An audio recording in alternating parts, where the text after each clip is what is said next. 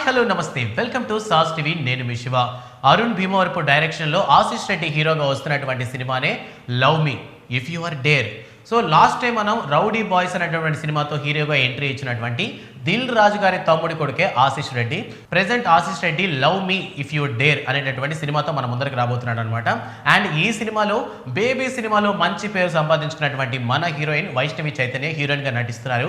దీనికి సంబంధించినటువంటి ట్రైలర్ అయితే రిలీజ్ కావడం జరిగింది. ట్రైలర్ చూసినప్పుడు ఇప్పటి వరకు చూసిన దానికంటే కూడా చాలా కొత్తగా అనిపిస్తుంది అనమాట. యాక్చువల్లీ నాకు అనిపించిన విషయం ఏంటంటే ఆశిష్ రెడ్డి ఇంకా ఆ రౌడీ బాయ్స్ ఒక మూడ్లోనే ఉన్నట్టున్నాడు. సో ఆల్రెడీ అనుపమ పరమేశ్వరంతో చేసినటువంటి రొమాన్స్ ఇంకా సరిపోలేదేమో, ఈసారి ఏకంగా దెయ్యంతో రొమాన్స్ చేస్తున్నాడు. ఎస్. సో ఈ సినిమా కాన్సెప్ట్ ఏంటంటే చాలా కొత్తగా ఉంది. అంటే ఒక దెయ్యాలు అంటే చాలా కొంతమందికి ఇంట్రెస్ట్ ఉంటుంది, భయం ఉన్నా సరే ఒక ఇంట్రెస్టింగ్ అనేది ఉంటుంది. నెక్స్ట్ ఏంటి అసలు ఏమి అసలు ఉందా లేదా, అటువంటి ఒక నెగిటివ్ ఎనర్జీ లేదా అటువంటి ఒక దెయ్యం అనేటటువంటి ఒక రూపం ఉంటుందా లేదా తెలుసుకోవాలి, చూడాలి అనేటటువంటి క్యూరియాసిటీ అందరికీ ఉంటుంది. బట్ ఈ సినిమాలో అంటే ఈ ట్రైలర్ చూసినప్పుడు అర్థమైనటువంటి విషయం ఏంటంటే ఈ సినిమాలో హీరోకి ఏకంగా ఒక ఏరియాలో ఒక దెయ్యం అయితే ఉంది, పక్కాగా ఆ ప్లేస్లో ఆ ఇంట్లో ఒక దెయ్యం అయితే ఉంది. సో ఆ దెయ్యానికి బాయ్ ఫ్రెండ్గా మారాలి, ఆ దెయ్యంతో రొమాన్స్ చేయాలి అనేటటువంటి ఒక యూనిక్ కాన్సెప్ట్తో రాబోతున్నారు.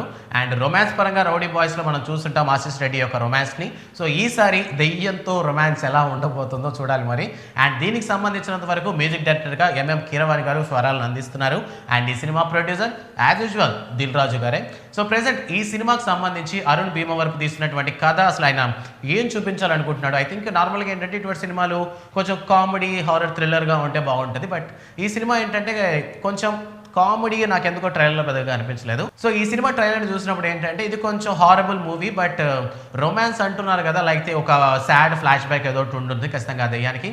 అండ్ మధ్య మధ్యలో మనకి ఆ కర్టన్స్లో ఆ దెయ్యం ఒకటువంటి రూపాన్ని కరెక్ట్గా ట్రైలర్లో చూపించడానికి ప్రయత్నించారు. And hero was so excited. So దెయ్యాన్ని చూసినప్పుడు మనం ఎవరైనా సరే భయపడతాం, బట్ హీరో ఏంటంటే ఎప్పుడెప్పుడు చూద్దామని వెయిట్ చేస్తాడనమాట. ట్రైలర్ స్టార్టింగ్లో కూడా అదే చూపిస్తారు మనకి.